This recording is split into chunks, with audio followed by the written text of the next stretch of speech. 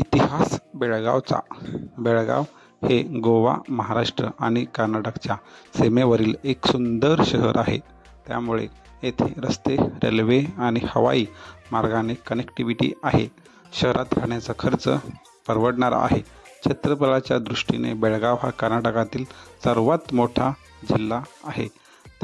त्याचे क्षेत्रफळ सुमारे 13,400 चौरस किलोमीटर इतके आहे. बेळगाव जिल्ह्यातील काही भाग वादग्रस्त असून कर्नाटक, महाराष्ट्र राज्ये अनेक वर्षापासून यावर वाद घालीत आहेत. जिल्ह्यात मराठी व कन्नड या प्रमुख भाषा आहेत. बेळगाव महाराष्ट्र तसेच कर्नाटकमधला दुवा आहे. येथे मराठी आणि कन्नड लोक एकत्र राहतात. बेळगाव शहराचे मूळ नाव वेणुग्राम होते. सुरुवातीच्या भारतीय ग्रंथामध्ये याला वेणुग्राम म्हणून संबोधले गेले आहे, ज्याचा अर्थ बांबूंचे शहर आहे. 13व्या शतकाच्या सुरुवातीला बेळगाव हे यादव वंशाचा राज्याचा भाग बनले.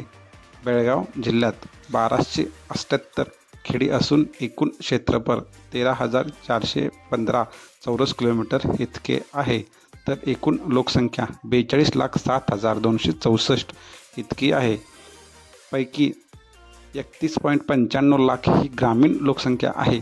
बेळगावचे वातावरण आल्हाददायक असून येथील वनस्पती मुख्यतः सदाहरित आहेत. बेळगावला ऐतिहासिक परंपरा आहे हे सर्वश्रुत आहे. बेळगाव आणि परिसरात इतिहासाच्या अनेक पाऊलखुणा आजही आपण पाहतो. ऐतिहासिक वास्तू, इमारती, संस्थानिकांचा इतिहास यासारख्या अनेक इतिहासाच्या अस्तित्वाच्या खुणा आज बेळगावमध्ये शाबूत आहेत. मात्र बेळगाव केवळ इतक्याच ऐतिहासिक पाऊलखुणा जपण्यासाठी नसून आजवरच्या अनेक ऐतिहासिक घटना ह्या धूसर झाल्यामुळे त्या खुद्द बेळगावकरांनाही माहीत नसल्याचे समोर आले आहे. अशा ऐतिहासिक अस्तित्वाच्या पाऊलखुणा जपण्यासाठी आणि त्याचे संवर्धन करण्यासाठी बेळगावच्या इतिहास अभ्यासकांनी पुढाकार घेण्याची आवश्यकता निर्माण झालेली आहे.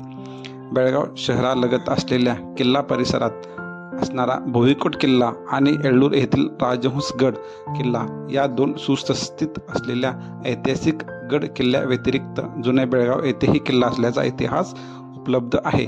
मात्र या किल्ल्याच्या अस्तित्वाच्या खुणा आज भुईसपाट झाल्या आहेत. मात्र या किल्ल्याचा इतिहास उपलब्ध आहे ही बाब सकारात्मक आहे. येथील रट्ट राज्यकर्त्यांनी बेळगाव शहराची स्थापना 12व्या शतकात केली. रट्ट अधिकारी बिची राजा याने इसवी सन 1204 बेळगावचा किल्ला बांधला व कमलबस्ती या सुंदर वास्तूची निर्मिती केली. कमलबस्ती या इमारतीच्या आत छतास सुंदर कमळ आहे व नेमिनाथ तीर्थंकर यांची प्रतिमा आहे. इसवी सन 1474 बहामनी सेनापती महम्मद गवान याने बेळगाव काबीज केले. आदिलशहाने बेळगावच्या किल्ल्यात सुधारणा केल्या. मोगल व मराठे या राज्यकर्त्यांनी बेळगाव शहरावर राज्य केले व कालांतराने ब्रिटिशांनी इसवी सन 1818 या शहरास आपल्या साम्राज्यात समाविष्ट केले.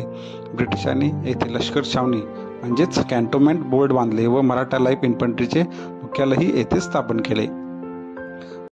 बेळगाव शहर व परिसरात अनेक पर्यटन स्थळं आहेत. यामध्ये गोकाकचा धबधबा तसेच गोडचिलमलके येथील धबधब्याचा विचार केला जाईल. गोडचिलमलके येथील धबधबा बेळगाव शहरापासून अवघ्या 50 किलोमीटर अंतरावर आहे. तसेच गोकाक धबधबा 60 किलोमीटर अंतरावर आहे. या ठिकाणीही पर्यटकांची नेहमीच गर्दी असते.